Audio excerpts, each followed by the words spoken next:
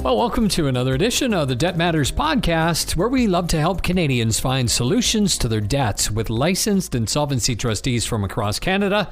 My name is Wayne Kay, and coming up in today's show, we're going to be talking about the different financial tools and options available to someone with debt. And my guest today, John Adamson from Adamson Associates, the licensed insolvency trustee in Ontario. John, thank you very much for being here. Thank you. When it comes to talking about bankruptcies and financial tools for debt, you're the guy to talk to. You've been doing this for a few years? Yeah, over 25. And still, do you find it quite amazing how people react when they come to you, big bags under their eyes, stressed out, and all of a sudden you give them some options and you see them just sigh a little bit? You know what I always say to people, if you feel like, after you talk to me, if you feel like there's a weight being lifted off your shoulders, you're making the right decision. Yeah. And that happens right across the country when people learn that there are options. So we're going to dive into, what are the different options when somebody comes in? And when we talk about like debt, what's the average? Is there an average number, or is it different for every family? I don't think there is an average number. I think it's all relative to a person's situation. The more money you make, the more you spend, and often the more debt you carry, right? So no, I don't think there's an actual number, and I don't try to focus on the number. It's a problem, and you got to solve that problem, and that's really what we focus on. Is use somebody who has a low income. $50,000 might be the end of the world, whereas somebody who's making a couple $100,000 a year, $50,000 worth of debt, they might not think is a problem, right? So it's all relative to their situation. Mm-hmm. Okay. So when we look at an individual case, is there a percentage, or is it just that you just see the debt growing and growing and growing and not able to tackle it? Yeah, I mean, there's usually some trigger that causes somebody to call us, but usually it's the pattern where, maybe they're just making the interest payments, but they're not getting ahead. They're not making any headway with the debt. It's not going down. So they're sort of on that treadmill, if you will. And so then it's, okay, what do we need to do?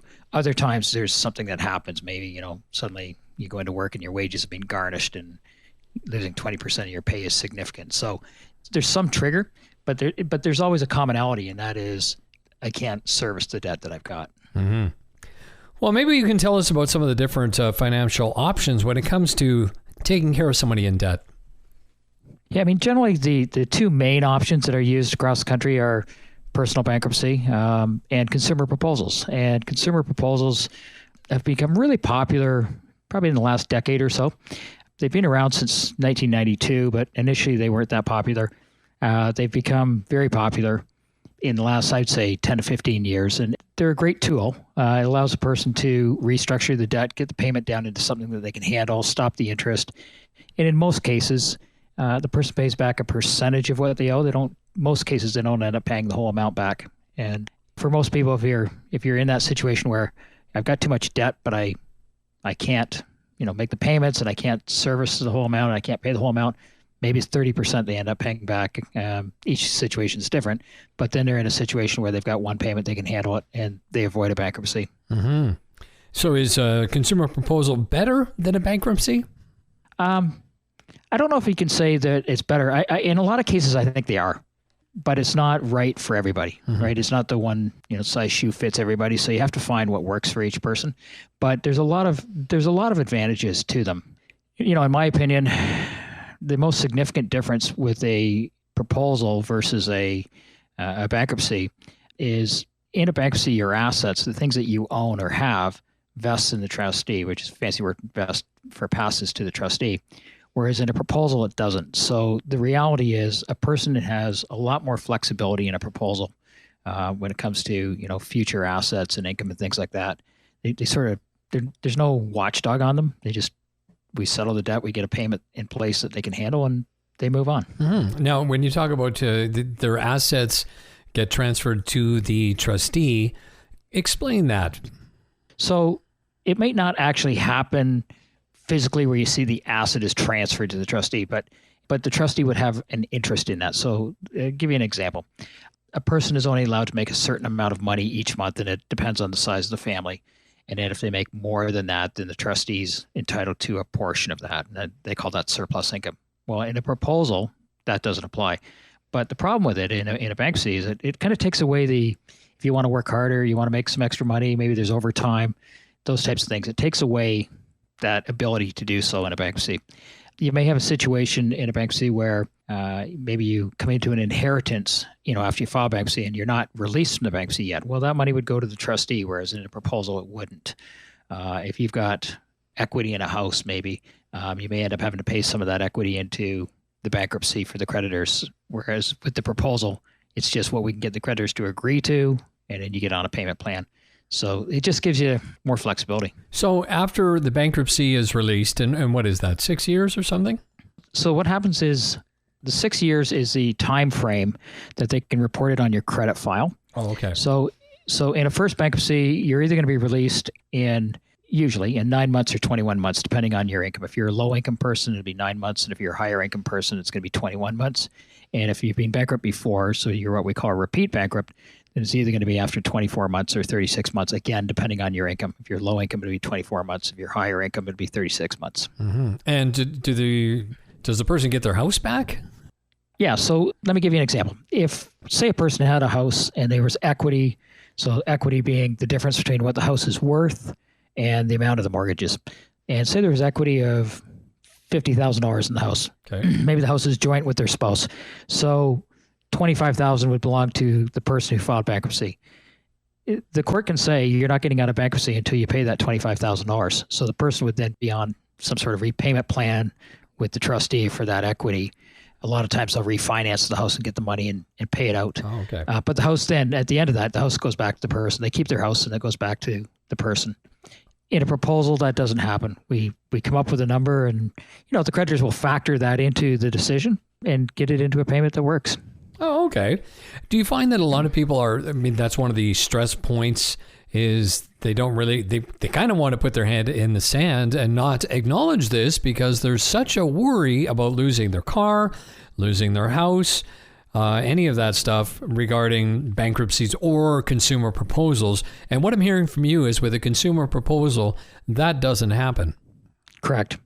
I think that's a concern that people have. We hear it every single day. Okay, so that would be pretty, that's right. Yeah, that's pretty important. So every single day, tell me more about that. And I think that's natural, right? Somebody is concerned about, am I going to lose my house? Am I going to lose my car? I've got to get to work and I need my car. Mm-hmm. So those are really valid concerns. Generally speaking, the beauty of a proposal, again, is it's an offer from the person to the creditors to settle, goes through a trustee, but you get some of the benefits of the bankruptcy, so they can't garnish wages and the creditors' calls stop and things like that. But again, you keep your assets, so you're not losing that stuff. And a lot of times you might not lose it in a bankruptcy. Each situation is different. But the reality is that's just all that worry is taken off the table. Okay. Mm-hmm. So we get a payment in place and we move on from there. Quite often in a bankruptcy, a person's not going to lose their car. If your car's financed and, you're making the payment to the bank's not going to care. And in Ontario, we have an exemption. Everybody can have a vehicle in their own name that's paid off up to $7,117. It changes every year with sort of the cost of living, but it's just for argument's sake, costs $7,100. So if your car's worth $6,500, no problem.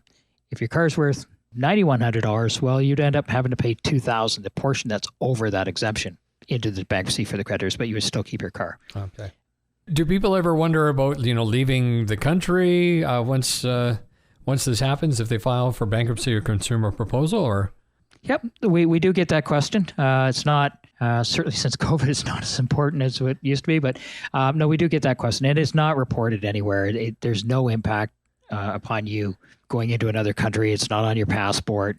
Nobody knows about it. Okay. It's a non-issue. It's a non-issue. Oh, okay. So it's not like you never have anybody run, would they? They just escape and say, well, the heck with this all. I just can't get ahead of things. I'm going to Costa Rica. I'm sure there's always some people that do that, but okay. But inevitably at some point in time you come back and now you've got a problem you have to deal with, mm-hmm. right? So I've had a few calls over the years from people that are in the States. Maybe they've taken a job opportunity in the States and the creditors do catch up with them and now they have an issue. It's through the a Canadian debt, but it's being recognized in the U.S. courts, and how do I deal with this? So the bottom line is your best. It's like anything. If you have a problem, you're best to deal with it, and let's deal with it and move on. Okay. And is one option better on credit report than the other? How does that work? Yes, absolutely. The consumer proposal is better than a bankruptcy. Some people will say it's not significant, but I would argue that it is. So in a consumer proposal, if you think of R1 being the best and R9 being the worst, bankruptcy is going to be an R9, a proposal is going to be an R7, but the proposal is reported for 3 years after it's finished, whereas the bankruptcy in a first bankruptcy is going to be reported for 7 years after the bankruptcy is finished. So let's just say the person gets discharged after 24 months, so you got 2 years plus 7 years on top of that. Whereas in the proposal, it's 3 years after that. But if you what I always say to people is if you're able to pay your proposal off quicker, if you're able to maybe, double up on payments, the faster you pay it off, the faster it's going to fall off your credit file. If you've had a bankruptcy before and you're what we call a repeat bankrupt, it's actually the bankruptcy would be reported for 14 years after the discharge date. Well, 3 years is a lot better than 14 years. Mm-hmm. So it can be quite significant. Actually, I had that situation with somebody I know that they said they did a consumer proposal and they ended up owing, I don't know, let's say it's $15,000. And by the time everything was done, when I guess it takes some time to file this, is that what happens? And then all of a sudden came the point where they were going to start making the payments. And he actually had, by that point, the money to pay it off all in full. I didn't think that was the best idea to just pay the whole thing off in one shot. Was that bad advice? Good advice? I'm a believer the sooner you get rid of it, the sooner you get on with your life, the sooner it falls off your credit file. So I think paying it off, if you can pay it off sooner, definitely. Okay. I mean, some people will argue, well, hey, I've got a $250 a month payment and it's interest free for 5 years. Yes, but you're still tying up time that's going to be on your credit file. So the quicker you get rid of it, the quicker it falls off your credit file. That's a positive thing for you. Ah, okay, good. I just told him to do it within like 6 months instead of doing the 5 years or what have you, instead of just putting out that full amount of money, just in case, because the problem would have been, that would have been everything he had, and then he wouldn't have had that, the little nest egg, if you will.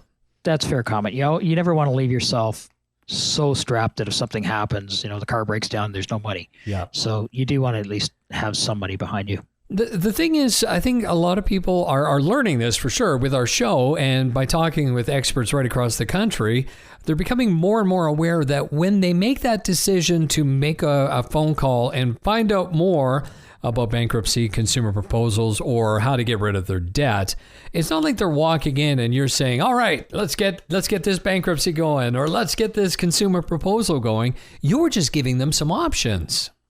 Absolutely. Absolutely. You don't walk into my office and walk out bankrupt. It doesn't work that way. You go through it with people. You let them go home, talk to their spouse. Maybe their spouse comes. I usually give them some literature to take with them and have a read through. But I want you to be comfortable with the decision that you're making. And so, there are times maybe if somebody's wages are being garnished or there's a legal proceeding and you have to get it stopped by tomorrow.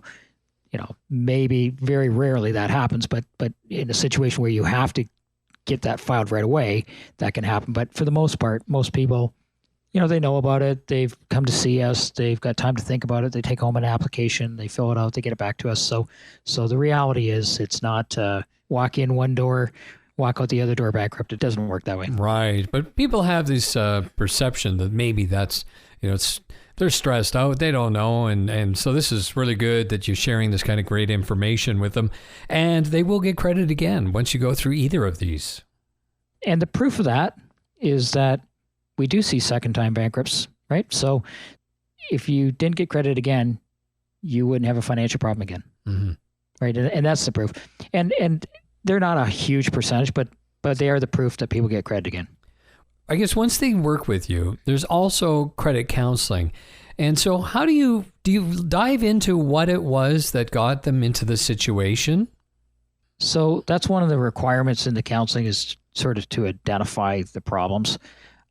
I would respectfully submit that the vast majority of people already know the problem before they came in my door, mm-hmm. Right?